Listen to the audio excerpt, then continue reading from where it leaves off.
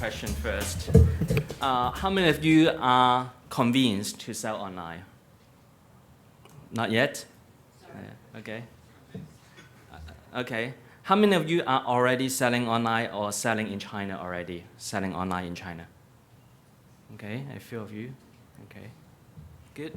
So for those who have not been convinced, I won't spend too much time to convince you because you've been going through a long list already.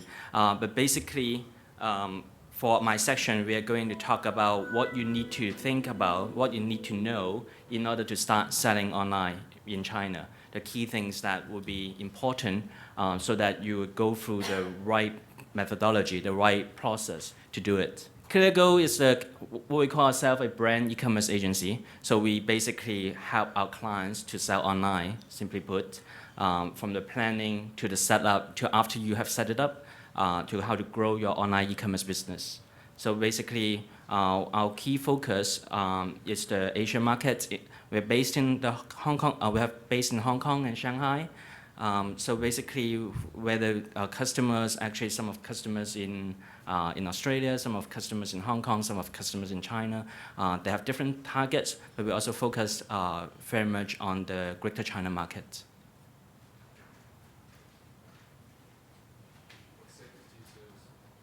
Quite a bit.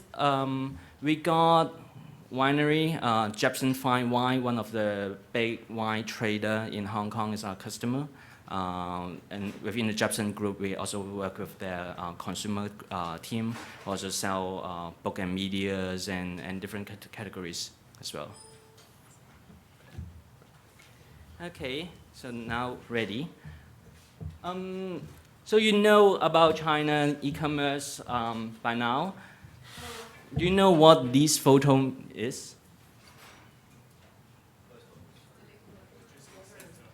That's the logistic company in China about to deliver the goods being just purchased by the Chinese customers. That's basically happened right after the Singles Day, November 11th, what we call Double 11th. Some speaker mentioned about that before. So you can see that there's a lot going on in China. There's a lot more that to be done in China. We'll go through that again a bit further. If your brand has not been selling, whether online or offline in China, and you're considering to enter China, one of the things that you would know, by now you know that, well, the sales in China, the e-commerce in China is growing a lot. It's a big market. But at the same time, you know that we also hear about the rent is high, distribution cost is high. Unless you got unlimited budget, otherwise it's almost impossible to start selling in China on a national scale. We got quite a number of multinationals before who are saying, okay, we got a good product, leading products in Europe, in different parts of the world, and say, I'm entering China. Okay, but then there's also incumbents already there. They're spending huge marketing dollars already, and then they say, this is the amount of money that we're going to spend to set it up. At the end of the day, unless you have huge budget, otherwise you basically, if you start selling offline, you might just get trapped into a small shop in Shanghai or Beijing, or just sell in this very small scale. But on the other side, most of the marketing activities in China are not city-based, are not region-based. They're most likely national-based. So under that situation, what you need to have is that you need something that complements with your offline strategy. So basically, when you sell online in China, it's most likely national-based. So you'll be able to reach out to the overall Chinese audience. At the same time, there are a lot of factors that drive the e-commerce sales. Obviously, price is one, availability is one, is convenience, a lot of different products for them to choose. Well, at the same time, you see a picture like this one, you know what it is? It's the pollution in China. It happens a few times in Beijing this year now, and this is the view in Sanlitun, one of the most expensive area in Beijing, so CBD in Beijing, and looking at the Apple store, and this is how it looks like. Okay. Well, people buying products from online. And there are people buying certain types of products from overseas for certain reasons. Okay, so in 2008, there's the Millennium scandal. Basically, after that, there's a lot of different kind of food safety issues happening in China. Chinese customers basically lose the confidence in their own country's products in general.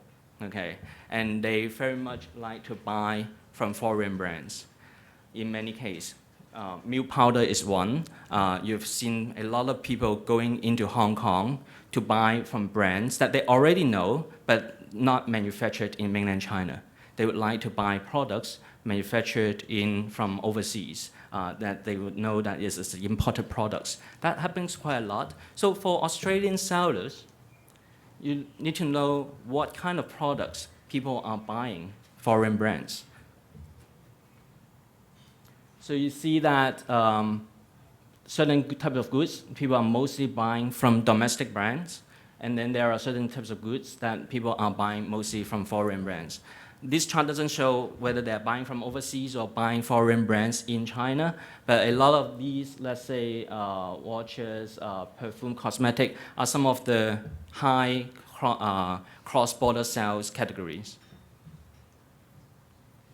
And at the same time, when we're talking about selling to online, what you also need to know the key categories of products that people are selling, are buying from. Okay, so by 2016, what you find are certain categories like apparel, consumer electronics, home improvement, they are all in double-digit, 20-30% range of the total retail will be sold online. Okay, so online is huge, and it's huge in particular categories as well. So assuming that you want to sell online now in China, what would you want to do? What you need to do? How to do it? Okay, so there are a number of things. First, you have to have a China's customer-consumer strategy. And the speakers talked about this already this morning, how different it is for the Chinese consumers compared to other regions.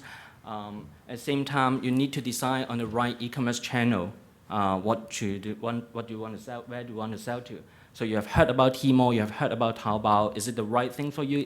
Because it's biggest?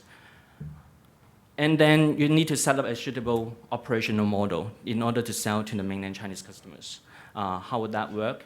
I'll talk about that as well. And then to drive sales, you've got your platform there, you start be able to sell to China. But would transaction simply comes, would customer simply comes and buy from you?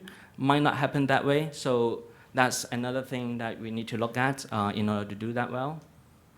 So a number of speakers talk about that already, so I'm not going through in depth. So basically, in China, it's one big market, but it's not just one big segment of customers. They really divide a whole lot in terms of their life stage, in terms of whether they're in tier 1, 2, 3, 4 cities, whether they actually, which years they born, and so on. So you need to get your segmentation, targeting, and positioning right in order to sell. Now let's go into the e-commerce scene. You've heard about Tmall.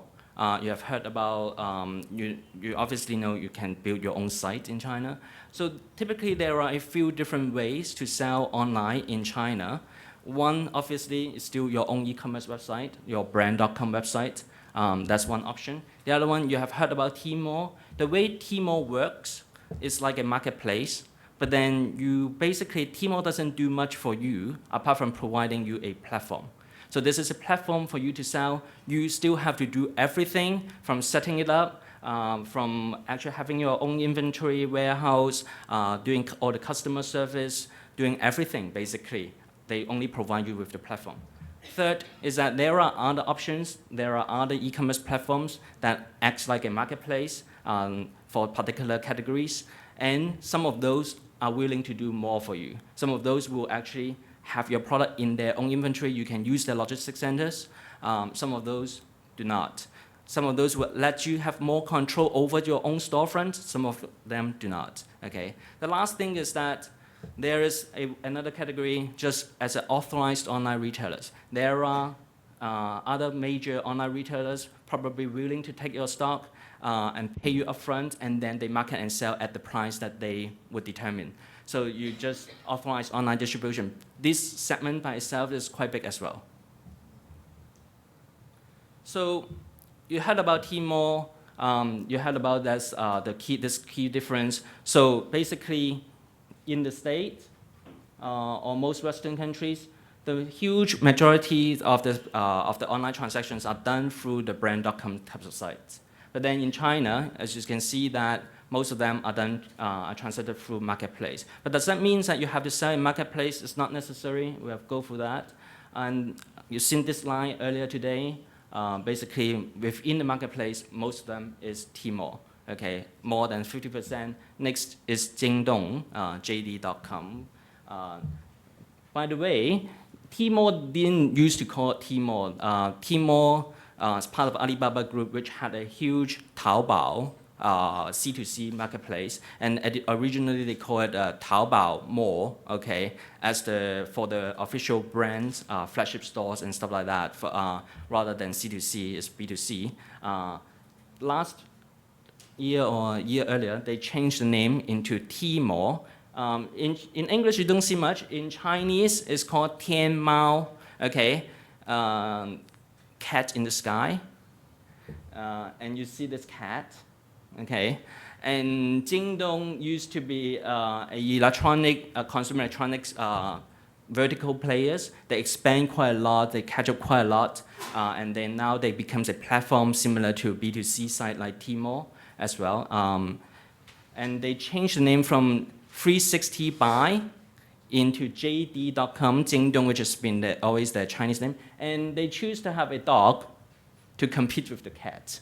Okay, just for your information.